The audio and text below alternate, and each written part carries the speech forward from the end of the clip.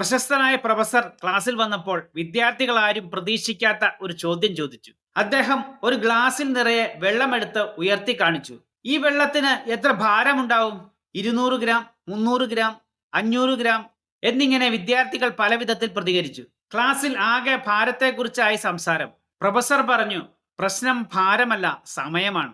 നിങ്ങൾ പറയുന്ന ഭാരം ശരിയായിരിക്കാം, പക്ഷേ യഥാർത്ഥ ചോദ്യം അതല്ല.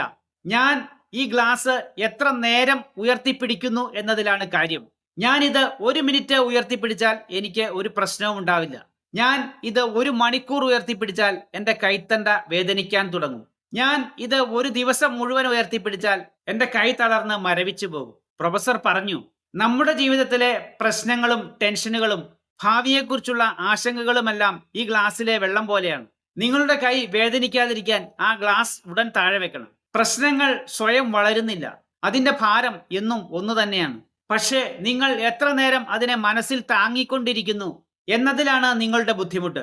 1 മണിക്കൂർ ഗ്ലാസ് പിടിക്കുമ്പോൾ നിങ്ങളുടെ കൈ വേദനിക്കുന്നത് പോലെ നിങ്ങൾ 1 ദിവസം മുഴുവൻ, 1 മാസം മുഴുവൻ ആ പഴയ തോൽവിയുടെ മനോവിഷമം മനസ്സിൽ കൊണ്ടു നടന്നാൽ നിങ്ങളുടെ മനസ്സ് തളർന്നു പോകും.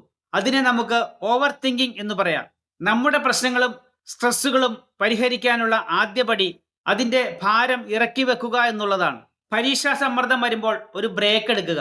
ജോലിയുടെ ഭാരമോ കുടുംബ പ്രശ്നമോ ഉണ്ടാകുമ്പോൾ അത് വേണ്ടപ്പെട്ടവരുമായി തുറന്നു സംസാരിക്കുക. അമിത ചിന്തകൾ മനസ്സിൽ വരുമ്പോൾ അതൊരു പേപ്പറിൽ എഴുതി പുറത്തേക്ക് കളയുക. നിങ്ങൾ പ്രശ്നങ്ങളെ ഇറക്കി വെക്കുമ്പോൾ നിങ്ങളുടെ മനസ്സിന് വിശ്രമം കിട്ടും. നിങ്ങളുടെ ചിന്തകൾക്ക് പുതിയ ഊർജം ലഭിക്കും. അപ്പോഴാണ് പരിഹാരങ്ങൾ നിങ്ങളുടെ മനസ്സിലേക്ക് ഒഴുകിയെത്തുന്നത്. പ്രശ്നങ്ങൾ വലുതാകുന്നതല്ല, നമ്മൾ അതിനെ വലുതാക്കുന്നതാണ്. പ്രശ്നങ്ങൾ വരുമ്പോൾ ഒരു പുതിയ മനസ്സോടെ, ഒരു ശാന്തമായ ചിന്തയോടെ വീണ്ടും തുടങ്ങുക എന്നതാണ് അതിന്റെ പരിഹാരം. വീഡിയോ ഇഷ്ടപ്പെട്ടാൽ ലൈക്ക് ചെയ്യാനും ഷെയർ ചെയ്യാനും സബ്സ്ക്രൈബ് ചെയ്യാനും മറക്കരുത്. നിങ്ങളുടെ പ്രതികരണങ്ങളാണ് എൻ്റെ മോട്ടിവേഷൻ.